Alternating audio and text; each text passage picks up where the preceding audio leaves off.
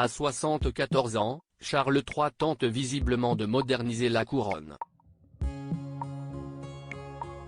Le roi d'Angleterre, engagé pour la protection de l'environnement depuis de nombreuses années, dès lors qu'il n'était encore que le prince héritier de la reine Elisabeth II, se lance sur YouTube. Lundi 26 juin, le monarque a dévoilé une vidéo sur sa chaîne Télévision, nom de son association caritative créée en 2020 dans le but d'alerter sur l'écologie, à laquelle ont participé de nombreuses personnalités publiques. Les acteurs et actrices Idris Elba, Woody Harrelson, Glenn Close ou encore Olivia Colman, entre autres, se sont associés pour reprendre des passages des discours prononcés par le souverain au sujet du climat. Ces derniers ont été enregistrés ces 50 dernières années par le roi Charles III, de 1970 à 2020, pour sensibiliser la population à l'importance de la protection de la planète et de la biodiversité.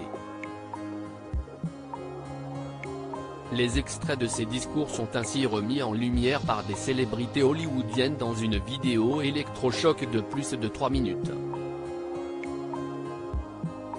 Une façon d'attirer l'attention d'un plus grand nombre sur cette problématique incontournable qui se doit d'être prise en compte pour éviter la catastrophe, qui serait irréversible. Depuis sa mise en ligne, le clip a été visionné plus de 1000 fois et la chaîne YouTube compte plus de 16 000 abonnés. Celle-ci possède d'autres vidéos provenant de l'association Télévision et la première mise en ligne remonte à 2 mois.